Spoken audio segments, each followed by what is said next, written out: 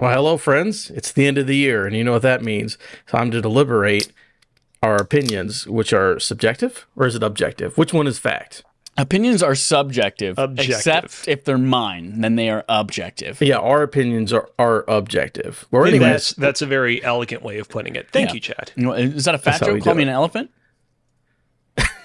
What? What are you talking? How do you infer that I said that from what I just said? You said I made an elephant joke, and you said that because I'm fat. What? he said elegant. Anyways, Adam, get this show back on the road. I know, we're doing it. This is Respawn Aim Fire's 2022 Game of the Year. And so listen to our last episode where we had some guests on and we determined what our BARF GOTYs were and we made brackets.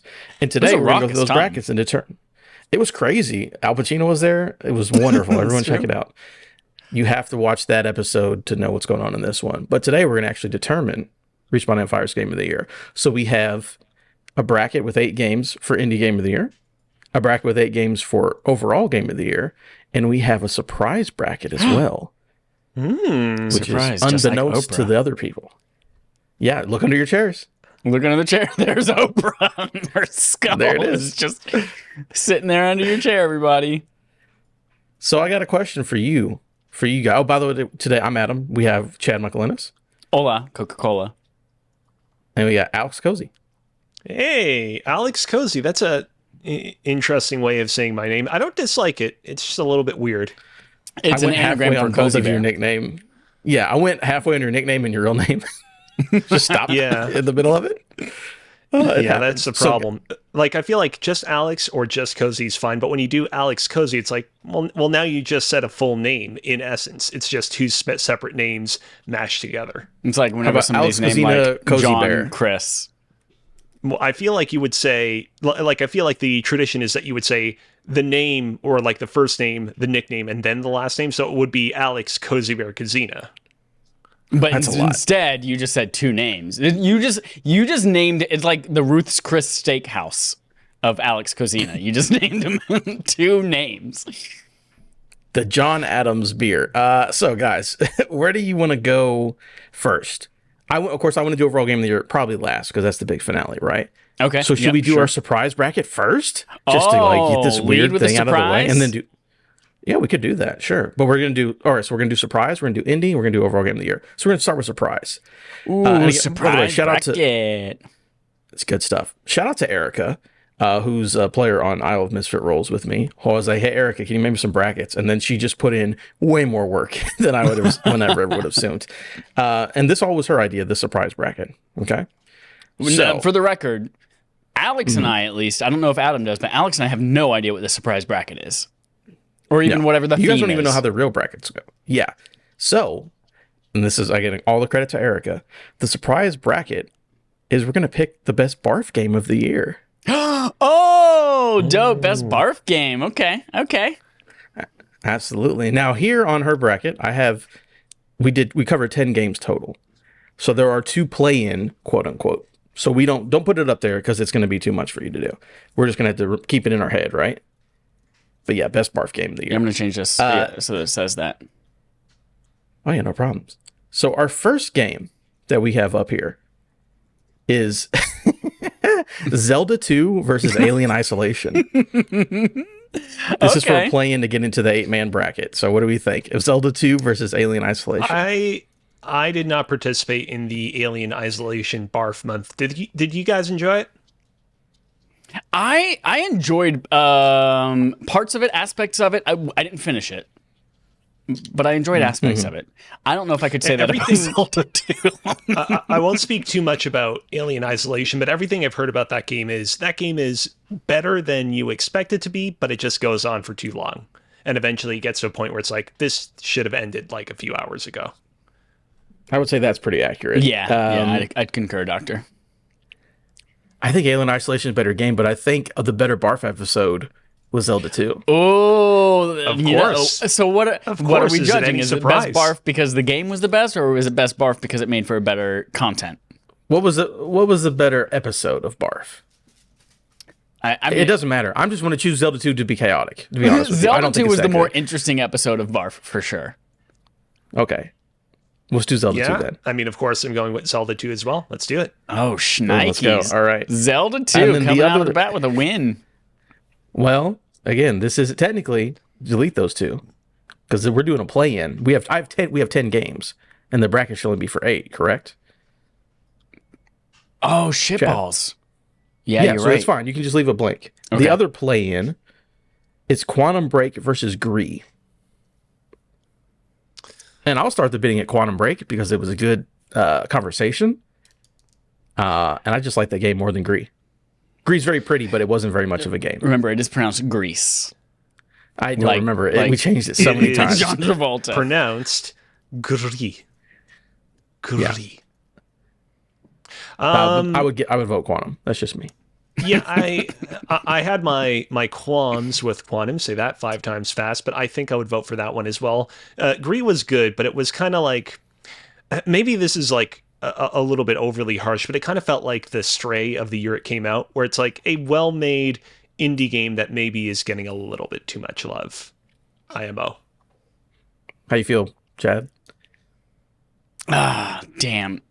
Grease was such a beautiful game, though, and I had such a good time with it. Mhm. And Quantum Break, I felt like was kind of lackluster for me. It's my least favorite Remedy game. I wouldn't argue that. Yeah. I'm gonna go with Grease. I had such a good time with the different level designs, and the platforming was good, and it was beautiful, and the soundtrack, and Yeah. going with Grease. You lost, though. Damn it. So now we're on to the real bracket. So you can get rid of all that stuff up there because this is our actual 8-game bracket. Okay. And our first Gotcha. Yeah, you see what I'm saying? Yep. First up is Bayonetta versus Zelda 2. 2 games I did not enjoy. So I don't know how we're gonna do this. But yeah, Bayonetta versus Zelda 2 is the first one. On our Okay. Bayonetta episode, I was very vocal about how I enjoyed Bayonetta 1, but really didn't like certain aspects of it. I hated just how like aggressively gray it was and how needlessly challenging the game got at moments and how much overall I just enjoyed Bayonetta 2 over it. However, I'm going to go against expectations and actually give the nod to Bayonetta 1 in this instance. I have to acknowledge the fact that at the end of the day, it's probably the better experience overall. Jacques. That's why I'm Damn, gonna say I'm Zelda gonna go- 2 for chaos. I'm Chad, gonna it's go up to your vote. Bayonetta too. Like Bayonetta. I'm gonna go that way too, just because I actually did enjoy the combat of that. I had a good time. Whereas Zelda, I was just like, God, I have to finish this because I told Alex I would at least play X amount of it. All right, so we got All right, Bayonetta Bayonetta with wins myself. that one. Very cool. Next, underneath that, because again, this is one of the 8s. Whenever you get a chance to type it in, we have course, Metal of course. Wolf Chaos XD versus Batman God. Enemy Within. Woo. Another game, I don't believe that I... Oh, no, wait a minute. Oh, I you did definitely play this played Metal game. Wolf with us. I played this game, but not alongside you. Okay. Yeah. I like Batman Enemy Within. I'm trying to remember because it's like been a little while since I played that season. It's the second one where Yeah. Bruce goes undercover into the bad guys group. Yeah. Yeah, I'm having trouble separating because I played them both back to back, both seasons back to back for that. No, that's true. I like that season. Like, there's no Telltale game that I've ever played that I've been like, oh man, that left a real bad taste in my mouth. You know, I think I kind of came out of it being like, I just wish that the tech here was a little bit better. But considering that Telltale literally, went bankrupt right after that game, it's kind of a moot point at this point. I gotta be honest. In spite of that, I actually think I've got to give the nod to Batman in this case, just because as ridiculous as the Metal Wolf Chaos game was, it definitely had its grading elements that made it not as enjoyable as it could have been. Yeah, I did not make it past the San Francisco level in Metal Wolf Chaos XD, and That's I right, you said were no, dark. thank you to that game. Batman for the win. That's like it's the best Batman's ever been. Yeah. I love all the characters. I love all the like flip the characters in their head shit. It's great. So Batman wins that bottom one then. Throw Batman in there. Next up on the other side, Ooh, Super Castlevania 4 versus Quantum Break. Because Quantum Break's over Greaves, right? Okay. Quantum Break. I have no more comments. That's right. You hate Super Castlevania 4. Chad, how are you feeling? Hold on, I know you're typing in here, but that's. I can't remember. I remember being like pretty good on Castlevania 4, but I also here's my context. I don't remember a lot about Super Castlevania 4. I do remember Stairs sucked. I do remember we played it right after Zelda 2, and I said, "Thank God this is better than Zelda 2." And I also remember saying, "I don't think I need to play any more Castlevania games." So like, I can't. This is a tough one for me. I don't know. Where do you fall on it, Adam? I kind of feel like I want to be the tiebreaker on this one, maybe. Quantum Break? Yeah, not a tiebreaker. Sorry. Quantum Break wins. Yeah, it's Quantum Break. I like Super Castlevania. Okay. It's fun, but I was like, it was fine. I don't need to think about that video game again. I'm not that impressed with it. It was cool. Yeah, I think Quantum Break. All right. I like has it 1/4 break. What's that about? It's quarter break. Quantum. I got you. Quantum quarter. And the last one. This is the most fun I've had all year. Is just making up names like Bayonetta is Bayonaki. Batman enemy within is Bats Inside. If you're not watching the visual version of this, it's so Super good. Castlevania 4 is just Super Castle emoji. Super Castle emoji. This is going to be Chad's least favorite of all time. Life is Strange: True Colors versus Coffee Talk. Oh my God. 0 out of 10 for both. Wait, hold on a sec. I think I want to say that I wrote in my thoughts to the Coffee Talk episode that I did actually play that game alongside you guys when I wasn't part of the podcast. But you didn't like Coffee Talk, Chad? No, I did not. Really? I fell asleep. It's all reading and drawing dicks with milk. And that's like, I couldn't stay awake. I literally fell asleep playing it. I mean, I guess it was interesting. It would have been interesting. I just can't read it. I can't read my games. Life is Strange True Colors. We were really hard on it on that episode. I don't think it's that terrible, but like Coffee Talk is the easy victor in this particular matchup. Interesting. I don't think I'll disagree. I know Chad hates both of them. I actually liked Life is Strange True Colors more than you guys did. But these are both talky-ass video games. They are talky-ass video games. Here's the thing. I enjoyed the characters of Coffee Talk more than I enjoyed the characters of I can't remember how I typed just Strangelove, and I can't remember. Things. Life is Strange True Colors. I like the main character, and that's about it. I really liked her, and that was really about it. So yeah. I liked. Hold on. I'm assuming, Chad, that you didn't play to the end of Coffee Talk and discovered all the secrets in it, correct? Correct. I played till there was like a Martian man. Do you want I think that's where I fell asleep. I think I told Chad what happens. Yeah, you told me. Adam told me the end of Coffee Talk. Yeah. Okay, and that didn't sway you anyway? I'm going to go Coffee Talk. All right. Well, we wanted to swayed him enough to pick Coffee Talk over his other hated game. So now we... So now it's Bayonaki. Bayonaki. Versus Batman Enemy Within. Not Batman Inside. I don't know why it says Bats Inside. Bats Inside. Okay, so Bayonaki versus Bats Inside. This one's, I think, easy pick. Bats. 100% Bats. I don't know. These are two very different games, but they're like, it's like almost neck and neck equal in terms of how much I enjoyed these games. I mean, but Batman, like, Bats Inside was like the refined gameplay was so much better compared to the first season. The story was so interesting. The characters were so unique. There was such a unique take on everything. Like, it was so cool. And then you're like on the inside of this gang. Like, fuck yeah. Bayonaki, I guess it got good, I guess, in Bayonetta 2. I don't know. I never played it, but my problem is that I think I'm not even like comparing Bayonetta versus Batman: The Enemy Within. I'm comparing Batman: The Enemy Within to all the other Telltale games that I've enjoyed and in many cases enjoyed better than that one. And that's sort of what's bringing it down for me. Well, that's not the assignment, Alex. I know. I'm just saying what's currently going on in this weird brain of mine. You know what? I'm still going to vote for Bayonetta.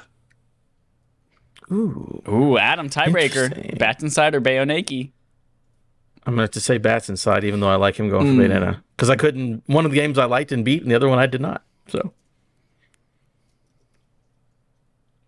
I do want to play Bayonetta 2 and 3. I'm not gonna lie, but anyways, I do kind of. so then Quantum Break versus Coffee Talk on the other side.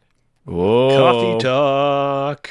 Oh, this one. Actually likes This Coffee one's got to Talk, be a doesn't he? quantum break for me, or 1/4 break, quarter break for me. Quantum Break versus Coffee Talk. Quantum Break was just like middling, but I guess it was kind of a cool, like, I don't know, time travel's always cool. The game performance, I remember for me, like, it has a lot of performance issues, which Coffee Talk certainly didn't have, but it's also. I talked about this during the episode. Quantum Break was like a piece of brutalist architecture. It was very unique, very impressive, but just completely kind of lacking in warmth and soul, which I felt like Coffee Talk had a lot of. I will. You know what? Yikes. I'm gonna go for Coffee Talk. Oh, shit. Because it's the only visual novel I've ever played that I've enjoyed, and Quantum Break is my least favorite Remedy game. I still enjoy it, but it's like my favorite of a genre versus, my least favorite from a studio. I guess I gotta go Coffee Talk. Well, I put Coffee Break. Hey, that'd be a great game. Quantum Break and Coffee Talk, mix them together. So then we have Batman, Enemy Within versus Coffee Talk. Coffee Talk, let's go.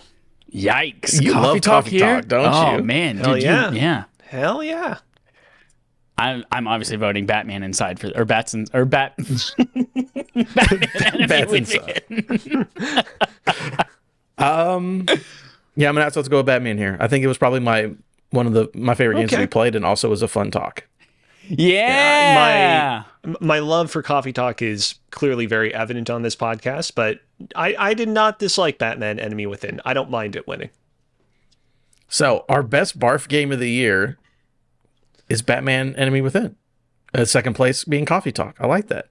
That's a fun year. Let's see if we can make this a bad color. There we go. Red is Don't always do that. bad. Yeah, boo. It's also pretty funny how we have people vote on Patreon for what games we play as backlog accomplishment with Yeah. Respawn and friends. You can Half these talk. I'm going to games are spray my bad. dog. Oh, go ahead. Alex, what's up with this list overall? Do you think that people pick bad games for us, or what's the deal here? I think like half of these are like solid, and the other half are like, why did we play this? I don't know. I feel like maybe there's a discussion to be had off air about maybe trying to like find a kind of better balance of games that we should play because it's important to the history of games overall, and games that are like really kind of highly regarded. There are a few games on this list that are like even I, as a huge Zelda 2 fan, will admit that Zelda 2, while significant to the life cycle of the original NES, is not exactly a game that you have to absolutely go back and play. IMO. I mean, to be honest, when I'm looking at this, I'm actually happy that people made me play all these games because I never would have. 100%. These are games that I feel like almost all of them I've been curious about. Mm-hmm. And had I not been forced to play them by our patrons, I probably would have never played them, and I would have always spent. It's that what if? It's that girl who got away. It's like, would I have enjoyed that game? I don't know. Yeah. So I'm glad I played it, and I can speak to it with actual knowledge, aside from the ones that I didn't finish, like Metal Wolf Chaos XD. You should have finished. That one was good. That one was wild. What is Strange Love again? Life is Strange. You typed it in. All right, so that is our best barf game of the year. Now we're going to move on to Excellent. best It was a good indie. surprise. Thank you. Thank you for that surprise. I appreciate, again, all Erica. Literally, she did every bit of that. It was nothing to do with me. So I got a question for you guys. Like I said, we know our 8 indies. Our 8 indie games are, you know what they are. Listen to last episode. Well, I'm not going to say them because we're going to do them in a bracket, so we're going to figure out. Question is, she gave me 3 brackets. There's one that is completely random, like RNG decided the seating. One is she picked the matchups because she thought it would be an interesting thing, and the other one is based off of scores and then seeded by score. What do you guys think is the best one to go with?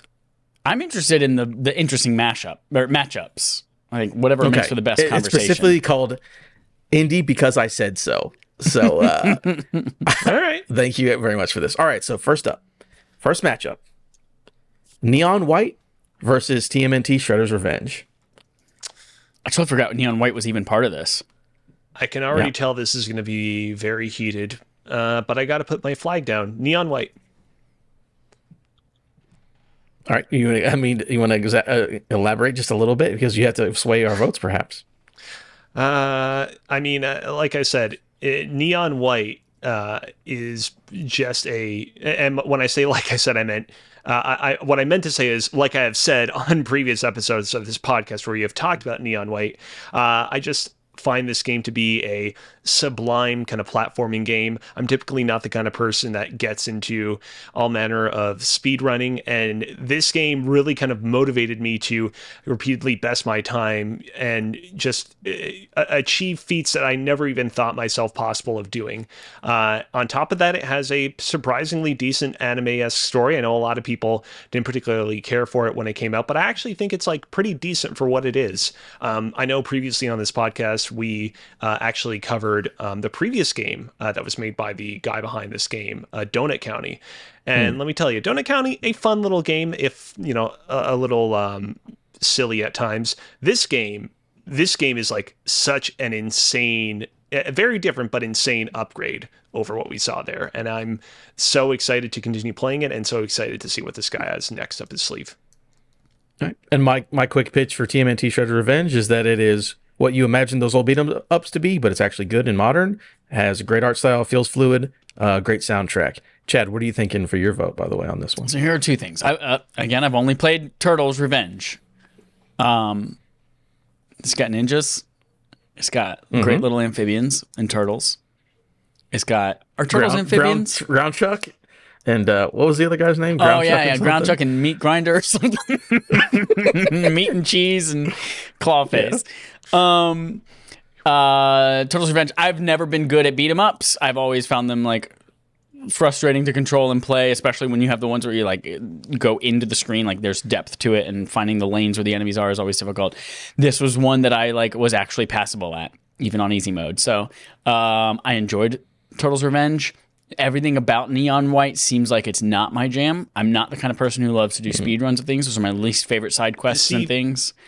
And this is the last thing I'll say on this because we have to move on. But like the thing about Neon White is going into it, I would say that I was very much that person as well. I'm not prone to do speed runnings right off the bat, and this game made me into one. I don't know if I want to be that. It's like this game made me a corporate monster. It's like I don't want that. It wasn't before, but now I am. So I'm going to go with Turtle Revenge. All right. Turtles Revenge is wonderful.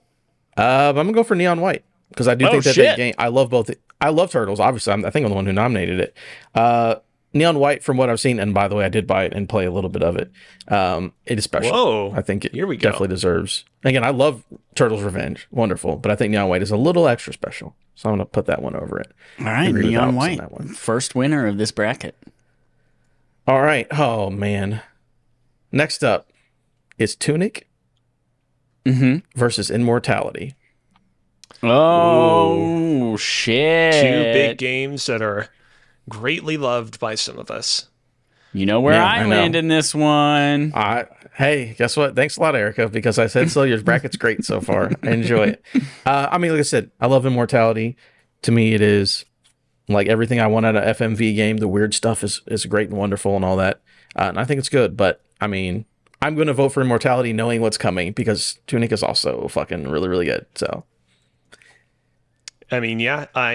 Tunic, my love for this game is well known on this podcast. I think that if Elden Ring kind of represented the most refined Soulsborne-esque experience I've played so far up until this point in my life, Tunic is the one Soulsborne experience I've played that brought me back to the very first day that I ever experienced Dark Souls for the first time. And for that alone, like, I have to give it the hat because it is. I never expected a game to do that. Chad, what's so funny? I'm just like figuring out how to write the names on this bracket. And Tunic's easy. You just do an emoji of a shirt. It's a blue shirt. That's what the little fox wears. Yeah. But you kept messing around with it. Immortality, though. At first, my first thought was like, all right, immortality, what doesn't die? Vampires. Vampires don't die. And then I put the vampire in there. And I was like, wait, we also have Vampire Survivors coming up. I know. So I was like, instead, we'll just do don't die. And then I was like, wait, but that's what survive means too. So I have the emojis for vampire, the no symbol like Ghostbusters, and skull for like vampires don't die. That represents immortality. And then I got to figure out how I'm going to differentiate that from Vampire Survivors later. Sorry. Yeah, Tunic. I was smiling the entire time I played Tunic, and I was confused the entire time I played Immortality. So, Tunic for me. Oh, shit. My dog just threw up what looks like his own poop. Hold on. Adam, be a tiebreaker. Okay. I got it. Well, no, I've already... Yeah. You said Tunic as well, correct, Alex? Yes, correct. Yeah. So, Tunic is going to be what it's going to be. Let's give Chad a moment of silence so we can edit this out. You good? Okay, yeah, we're good. We're good. I've been waiting for him to throw up for a while because he's been kind of like doing this gagging thing. Last time he was doing that was a few months ago, and he had somehow eaten like a button off of a waistcoat. I don't know, a waistcoat. Don't know where he got that button. But so I'm glad he finally threw up because I feel like he's going to be better now. You feel better now. Yeah, that's for sure. All right, so Tunic won that one, correct? Mm-hmm. All right, we'll put that right in there. All right. Next up, on the other side, Citizen Sleeper going against Vampire Survivors. All right. Two games I liked a lot. I suspect this is going to be an uphill battle, but my vote is cast with Citizen Sleeper. I think that game featured some of the best video game writing that I experienced throughout all of 2022, and had a surprisingly kind of addictive kind of tabletop inspired RPG system that resulted in some pretty kind of crazy narrative twists and turns that I honestly never could have anticipated. Yep, and then on the other side, Vampire Survivors is the perfect clicker, just like one more run. There's a bajillion numbers and enemies on the screen, and you get that hit every time. So yeah, this is, again, thank you for making this bracket, because holy shit, these matchups are great. Yeah. So you said you're going for Citizen ZZZZZ. Chad, do you have any opinions? Yeah, aside from what I know nothing about Citizen Sleeper aside from what you all have said. It sounds great, but I just know that I've played Vampire Survivors on Xbox, and it was chef's kiss. So I'm voting Vampire Survivors. Just based on experience. Yeah, I'm going to leave this up to fate. I'm 100% going to flip because I fucking adore, again, like you said, Citizen Sleeper, great story, great writing. I love the tabletop roll a d6 gameplay. Vampire Survivors is just literally perfect gameplay, like super solid. I'm going to flip because I don't fucking know. I'm going to flip my LED controller. Top is Citizen Sleeper. Bottom will be Vampire Survivors. Okay. Wait a minute. I actually need to get a spin on that. Bottom, Vampire Survivors. Vampire Survivors. All right. While I'm writing this in here, I'm curious if y'all can guess why I chose these particular emojis for Vampire Survivors to differentiate it. Is that a fish in a log? I don't know what that is next to the vampire. Oh man. Okay, or like an island maybe. Okay, and then if you knew our list, our last matchup. Rogue Legacy 2 versus Cult of the Lamb. For anyone watching at home, it is a vampire followed by an island emoji, followed by some logs. Because the show Survivor usually takes place on an island, and there's usually some kind of immunity challenge where they have to stand on top of a log for as long as they can. Yes. So I get it now. Makes sense. Rogue Legacy 2 versus Cult of the Lamb. I guess me and Chris talked about Rogue Legacy 2 on the last episode. Again, it is amazing roguelike. It is better than the first game in every way. You just want to keep going back. There's so much content, so much to do, and it is refined, and the action and going through the castle is just a great time. This is the one matchup that I would have had the least input on had I not actually tried out Cult of the Lamb for the first time a couple of days ago, and I enjoyed it.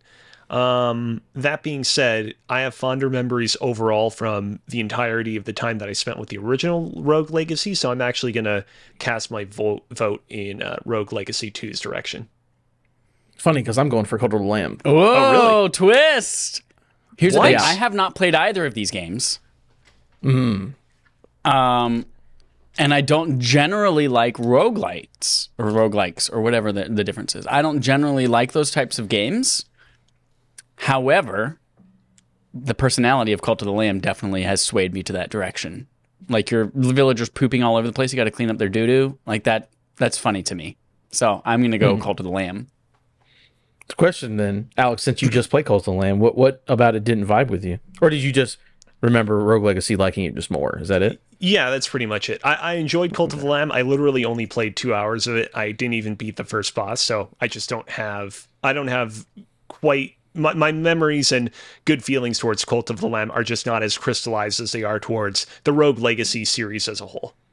Yeah. I mean, it just sucks in this first round because there are multiple, like, this one should win that are just facing each other in the first round. Yeah. It's like, that's how it is. Like, I honestly could see Rogue Legacy or Cult of the Lamb being Indie Game of the Year, but that's just, how the bracket is. All right, so I guess we're going to start with, this Alex, you're going to have to kill one of your kids here. Neon White or Tunic? I will kill Neon White and allow Tunic to advance. Ooh. Not expecting this. Why? What's about Tunic is over Neon White for you? Again, it's really tough. I mean, I will say, like, first and foremost, I do have to kind of give credit to Tunic for, playing that game back when it came out, back in the spring of this year, and, like, still thinking back on it, still revering it all these many months later.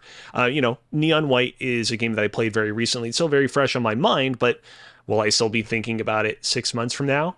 I don't necessarily know. And unfortunately, that's something that, we can't know with certainty right now because of the way time works. But like, I feel like I just kind of got to give a tip of the hat to Tunic for still sticking with me after all this time. I feel like it's not common that games manage to do that, especially when you get to the end of the year and all the good stuff comes out. Okay. Chad, where are you going? Oh, yeah, I'm going with my man Tunic. A little cute little fox. The first time he walks by a little bush and it goes like it's made of foam. Ain't no foam in Neon White, I don't think. So I don't think. Yeah, I think this is going to be unanimous. I think I like Tunic a little more than Neon White. I like that exploratory Dark Souls world over the speedrun thing. So yeah, let's go blue shirt. Put it in there. Tunic is going on to the finals. And then that leaves us with Vampire Survivors and Cult of the Lamb. Whoa. This is actually, I have to go with Vampire Survivors on this one because it is such a good loop and I have played it. But I feel like Cult of the Lamb's personality is so much my jam that had I played it this year, this probably would have definitely beat Vampire Survivors. Would you say your cult of personality? So I think I'm voting Vampire Survivors on this one. Okay. Cozy, where are you going? I am going to side with Vampire Survivors. Again, I have very fuzzy memories of the original Rogue Legacy, but I have very vivid and fresh memories of Vampire Survivors, which I played quite a bit on my Xbox just a few weeks ago. And so it definitively and inarguably moves on.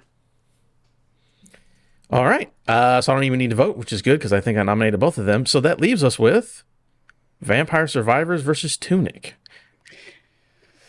Whew. Which, by the way, this has no, I know because we look at some game awards and it's like, well, that one won game of the won in the indie category, so obviously it should be on the game of the year list. We don't have Tunic on our overall game of the year list, but I think it's because Alex didn't bring it up. It's all Alex's fault. There were 6 people on that call, but it's Alex's fault.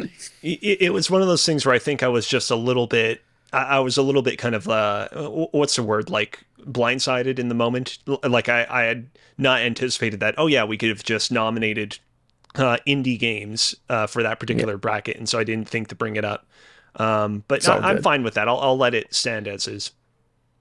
All right, so the question is Tunic versus Vampire Survivors for Respawn Aim Fire's Indie Game of the Year. What are we thinking? Who wants to start? Oh, God. Nobody. Vampire Survivors is such a good loop. And it's like, it's also cool. It's vampires and skellies and ghosts. But Tunic is just like such a carefully crafted love letter to those old-fashioned games and Dark Souls and that kind of shit. And it's just like, it's such a good game mechanically and visually. I think I have to err towards Tunic. I am going to go with Tunic as well. Okay. If I had to vote, well, I mean, yeah, that's it then. Tunic wins Respawning Fire's Indie Game of the Year. Oh, I don't know which one I vote for. I don't have to. We're there. Look at this.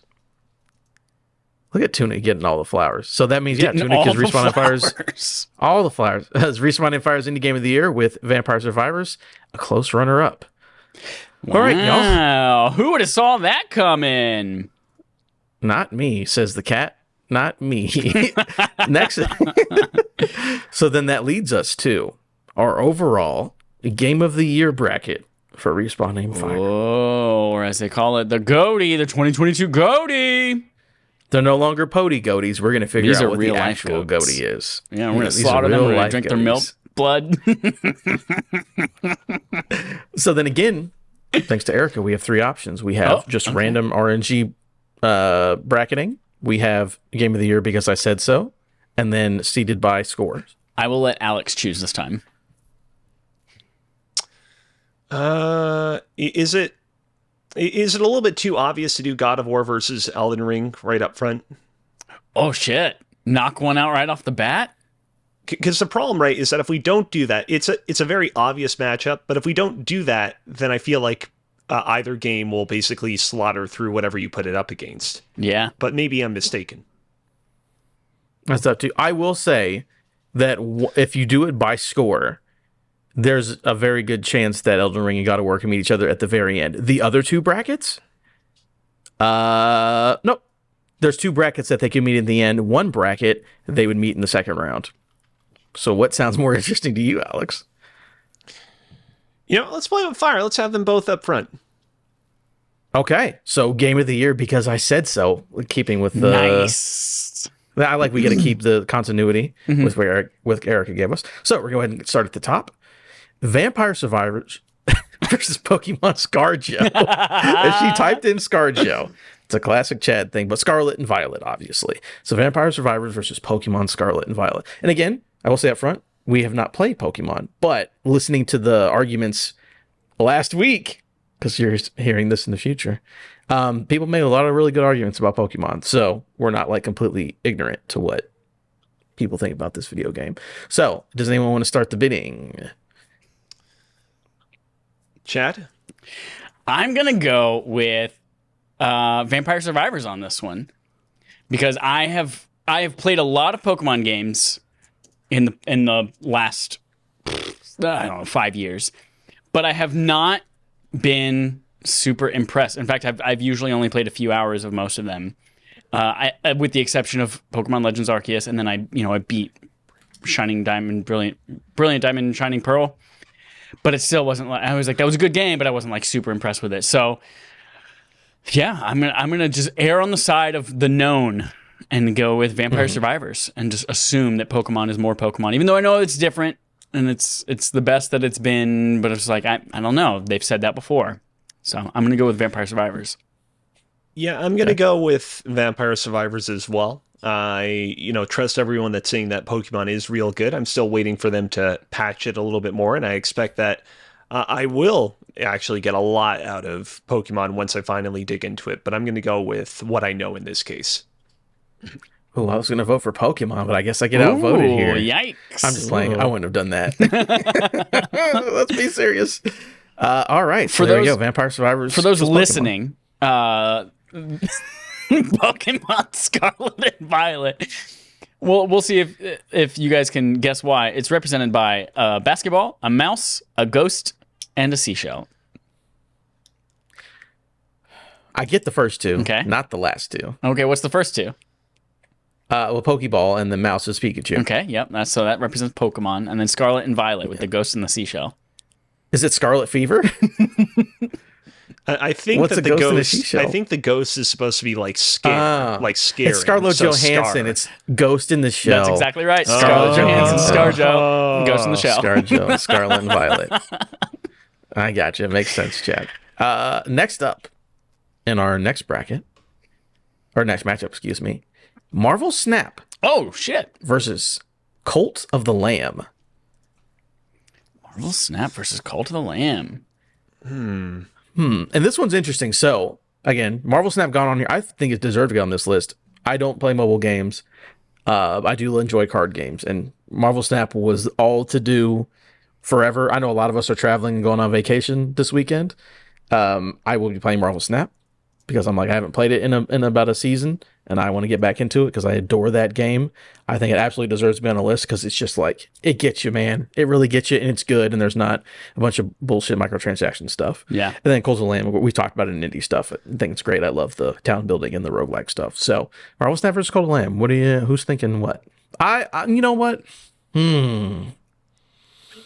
As much as God. No, you guys go. I don't know. You guys go. I'm going Marvel Snap on this one. It is like the best, most convenient, most streamlined, yet addicting and cool and methodical phone-based card game that I have ever played. In fact, almost any card game I think I've ever played. And it might be the definitive one. I just can't think of all of them right now. But yeah, it is so slick. It is polished. It is the perfect gameplay loop. And it also looks good. It feels good. The only thing that I don't like about it is the alt art on the cards is kind of meh. At least when I played it was just the 8-bit versions, and a lot of them weren't good. And then you had to power those up separately. You can't just swap the art on one that you've already powered up. But and then again, Cult of the Lamb. I haven't played it. Don't love roguelites, but it does seem like my jam, personality-wise. But yeah, Marvel Snap for me. Alex, what are you thinking? Despite everything, the one game that I probably played the most of cumulatively in 2022 was Pokemon Go. And even though Marvel Snap is a very different mobile game from Pokemon Go, I feel like I gotta show the platform some love, so I'm gonna give it to Marvel Snap. All right, I'd have voted Cult of the Lamb. Maybe. Oh. I don't know. That's why I had you guys go first, because I was like, I don't know. I love both of my... so many of these things are my children. I have a lot of children, apparently. So there we go. Tell everyone as soon as you think you might be pregnant. Yeah, let them know the minute it happens. All right, so Marvel Snap moves on. All right. Over Cult of the Lamb. Next up, boy, Marvel Midnight Suns. Adams. By the way, just beat that game literally yesterday from when we were recording this. Ooh. And I said it on Twitter. That last mission is fucking insane in the best way. It's very, very cool. But Marvel's Midnight Sun versus God of War Ragnarok. Ooh. Ragnarok. Ooh. We all know where I stand on this. Yeah. Oh, I mean, I feel like this one's easy. As much as I do adore Marvel's Midnight Suns, which I absolutely love it, it's probably definitely in my top 5. I can't argue how much like polished and epic God of War Ragnarok is. Yeah. So even as the person who loves Marvel's Midnight Suns, I think God of War Ragnarok is the better game. Yeah, let's do it. Easy peasy, lemon squeezy. Yeah, Marvel Midnight Suns, by the way, is a superhero emoji, followed by a clock at midnight, followed by a sun. And then God of War Ragnarok, it's just the Omega symbol, followed by, apparently that's a wolf emoji. It looks like a rat. Yeah, it looks like a rat that just got out of the sewer and like shook the water off. All right, so there you go, Ragnarok, which means our last matchup is the Elden Ring versus Destiny 2, the Witch Queen. Oh, shit. Got a lot of respect for Destiny, but I got to give it to Elden Ring. I don't know when I'm going to finish that game. I keep chipping away at it whenever I have the opportunity to do so, but it is a fantastic open world game. Like I said earlier, it's a great refinement of all of the Soulsborne games I've played up until this point. All right, Chad, talk about some Destiny 2 Witch Queen, because I know you like that game. I do. This is an interesting one for me because Elden Ring, I feel like, is the best that series has been. It is very good at what it does. It is, that risk reward. It's fantastic. It's fun to explore. There's so many secrets. I just haven't finished it because I think I got burnt out on it. Destiny 2 Witch Queen is also the best that series has ever been. It is also, it's taken that series, which has, traditionally struggled with storytelling, and like, this is the best narrative that it's ever had. Some difficulties. But I also I acknowledge that that's I don't know. It feel that's not something that I even brought up last time as like a potential game of the year. That was somebody else that brought that one up because I didn't. I don't know how I feel about it being game of the year. So yeah, I'm conflicted about this one. I also like have this bias against Elden Ring just because it beat God of War. So like my body doesn't want to vote for Elden Ring, but I think I might have to vote for Elden. I love Destiny. I'm going to bake a bunch of stupid cookies tonight and deliver a bunch of stupid cookies to stupid people tonight because that's what I do. But I think I'm going to give it to Elden Ring.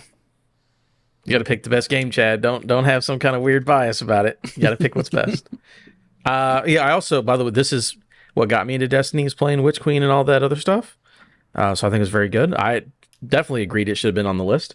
I seconded that after I think either Chris or Trevor brought it up, but I was like, no, you're right. I think it deserves to be on here. But yeah, I mean, I'm going to go Elden Ring because we're going to talk about it next round. There's a lot of reasons I would pick Elden Ring over Destiny 2 Witch Queen. Being amazing is one of them. So there we go. By the way, y'all can still see me, right? Y'all can still see my camera? Yeah, we can see you. Yeah. I just keep getting little notifications saying, we can't use continuity camera. Quit sidecar. I'm like, what are you talking about? Everything looks fine. I don't know what any of that means. So next up, we got our final four here. Vampire Survivors versus Marvel Snap. Yikes. Look at this the two perfect loops in like that casual gaming. It's like one of them's card-based, one of them's a roguelike. I'm going to go with Vampire Survivors. Oh, shit. I don't know on this one. Adam, what do you got? That is tough. Because you're right. It's like, what are the two games that just like give you a hit of, oh, here you go. You like these. You like this quick thing that gives you numbers and makes you happy. They both do that very well. Let me put it this way. There's only one vampire in Vampire Survivors, and it's a vampire on the title screen of the game. And he's probably a better vampire than any of the vampires in Marvel Snapped. Blade's pretty cool. Morbius? You know? Oh, you might have changed my mind. Okay, I think here's my justification for what I think I'm going to choose. I'm going to choose Marvel Snap. And I'm choosing Marvel Snap because Vampire Survivors it's that addictive loop. It's great. But in order to get to that experience, I have to play it on a platform that I don't want to play it. I have to play it on an Xbox. I have to play it on a PC. That requires commitment of sitting down on the couch, turning on the TV, turning on the Xbox, navigating to it, loading it up on my big, or sitting down on the computer, getting out the mouse and keyboard and my nerd glasses, and getting it out, and it's right here, breaking up with whoever I'm dating at the time. Whereas Marvel Snap is just like, oh, take out my phone and load up the app and it's right there. And it's just like, that's what I want for that type of game and that experience where I just like want to jump in and try a couple of games or a quick loop. Like your phone is the best place to do it. And that's not the best place to play Vampire Survivors. So that's why I'm going to go with Marvel Snap. Again, more children of mine that are up here. Here's what I'll say. Everyone's making good points. I do think Vampire Survivors is a better game overall. Like, you're everything about ease of use, yeah, that's true, and it's just a quick whatever game. But I'm like, which game is better? Vampire Survivors. There's just so much. There's so many numbers, you know? So many big numbers and explosions. And I adore Marvel Snap, but yeah, I think Vampire Survivors goes on. Ooh. And then here Cozy, this is how you wanted it. We're getting to God of War versus Elden Ring before the finals. So I guess since you wanted it to happen this way, you go ahead and talk, Alex. It's tough because I really wish that prior to this podcast, I had managed to see Elden Ring through to the end. I have not. And I feel like that's preventing me from kind of voting as kind of truly and honestly as I would have liked, because so far I feel like Elden Ring has been the more consistent experience, but eventually if it just like runs its course 17 times over, I feel like I'm still going to defer to God of War as being the better game, all things considered. I have a proposition for you, Alex, if you don't mind, because I know what Chad's answer is. And I know what my answer is. So what if our arguments maybe help you push you one way or the other? Does that sound fun? Sure. Chad, go ahead and talk about why you think God of War Ragnarok is the best game of the year. Oh god, it is, yes, it has its pacing issues, especially in the middle, but it tells a story that you don't have to go read on fucking little tiny items in a menu somewhere and piece together in a YouTube video. It tells a wonderful story with characters who are so deep and complex, with incredible acting, as well as just like some really fucking good combat, some diverse combat with great weapons that like. Yes, Elden Ring has a lot of really cool ways that you can defeat monsters and things like that, but just like Ragnarok you feel good. It takes a lot of strategy, and it just has some really excellent combat to it. But yeah, for me, what gets me off in gaming is narrative and those like really tight storytelling opportunities, and that's where God of War that and Last of Us, like those types of games affect me in ways that like I can appreciate how great Elden Ring is, but it doesn't pull me in. It doesn't draw me in. My curiosity isn't like piqued. Like I want to figure out how does this little pirate stupid magician character that I made go and beat some slug wolf. I don't know. Just like that doesn't drive me. The gameplay loop does, the difficulty does, the risk reward drives me, but there's just like an extra level with God of War when it comes to really thoughtful storytelling. And that's what pushes it over the edge for me. And that's what you would vote for, of course. I would assume after that, you spinning your tail. Yeah. I will agree. All that stuff. I love God of War's, the characters, the story, all that is great. The spectacle of it, especially when you get, oh man, remember that double Valkyrie fight? Whew, what a fun arena, man. Good stuff. Ooh-wee. But here's what I will say, right? Because I do think Elden Ring deserves to be it. Last year, when we were doing stories about Alex, is he breaking up for you too? Yeah. Oh no, Adam's breaking up when he's trying to prove why Elden Ring's good. Oh no. I'm not breaking up anymore, am I? I'm good? Oh, you're good now, yeah. Okay, I assume so. Internet's been acting a little weird. I think it's on Chad's end because he has Comcast. At the end of last year when we were doing stories talking about Elden Ring, and Chad's like, oh man, it's going to be so cool. And everybody was always like, oh, it's going to be so cool. I'm like, I don't give a shit. Because these games are just going to be like, I don't know what the hell's going on, and I don't know why you guys are so excited. And then I eventually bought it like a month or two after because Chad kept talking about Elden Ring. And then I played Elden Ring, and I was like, all right, it was pretty good. And I put it down for like 30 or 40 hours. And then I came back 2 or 3 months later and then played it for 100 hours straight. Because there's a turning point. Again, yeah, all my issues with From games are still there. The story doesn't make any sense. I don't know what's going on. But here's the thing, none of it matters. It is a player-driven, like, go out in the world, you're a piece of shit, but you're gonna overcome. And everything that you do is based on what you decide to do. And again, no quest log, don't love that. The story doesn't really make sense. Fair. None of that mattered because I wanted to play it for 130 hours. It is the most rewarding feeling exploring, the most rewarding feeling when you go into combat and beat things. And when the end of the game, when you're literally a god, I don't think there's a better feeling in the world. Like beating Melania, which is like one of the toughest bosses ever. I got her in 3 or 4 fucking tries, and I was like, holy shit, I am the Elden Lord. And it is a feeling that I've never had in a video game. And guess what? Remember, like I said at the beginning of the story, I didn't want to fucking play Elden Ring. And y'all convinced me to. And for me, something that was new to me and that I was against and that convinced me it was great compared to God of War Ragnarok, which is amazing, but I knew it was going to be great. And it kind of, there's enough issues where I'm like, yes, this game is awesome, but like there's pacing in the middle. It feels like more 2018, but is that a bad thing? No, I guess it's a good thing. But then Elden Ring is like out of nowhere. I fucking loved it. So a thing that I didn't know about that I ended up loving, I just think has to take it for me. So I got to go Elden Ring. I've thought long and hard about where I ultimately want to land after hearing both your arguments. And it's hard, but you know what? I'm sorry, Adam, but I'm gonna have to go with God of War on this one. Oh my god, I didn't think it was gonna happen. I texted Adam yesterday. I was like, I'm prepared for the worst. I'm prepared for the worst. I'm excited to continue playing Elden Ring. You know, maybe when we come back in the new year, I'll be like, man, I really fucked up on that list. I should have said Elden Ring instead. No, but here's the thing. At least in the moment, like I reflected, long and hard back on my time with God of War. And you know what? For all its pacing issues, I feel like I have not, perhaps over the past few episodes, given enough credit to the moments where that game really does shine, where the game really surprised me in ways I wasn't anticipating. Particularly the moment at the very, very end where Kratos looks at that mural, sees himself depicted as a hero, and realizes that there is, to quote him, a path forward for him to, no longer be this, rageful monster of a man, which is something that I didn't ever think that Kratos would come to realize that he wants out of his life, but that I'm really happy for him as somebody who's, been with the series for a while. I'm shocked. By the way, on the record, Adam voted for Elden Ring, everybody. Just keep that in mind. Here's the thing, 3 months from now, we're all going to look back and be like, fuck, we all should have voted for Midnight Suns. Yeah, let me tell you, I almost did. But like I said, I love that this is second in the second round, because like these are literally the only two. I'm not going to say that because we're about to talk about another matchup, but like these were clearly like some of the best games ever made.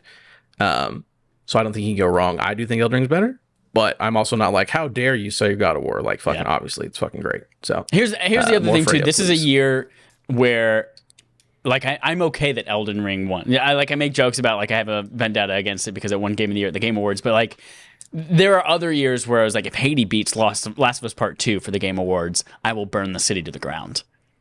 And there was a very real possibility that could have happened. But Elden Ring is like, no, I get it. This is an incredible, fantastic game.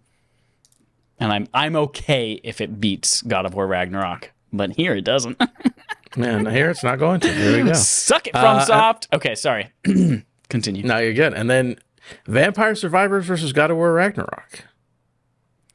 It's very interesting. I wonder where people are going to go. Well.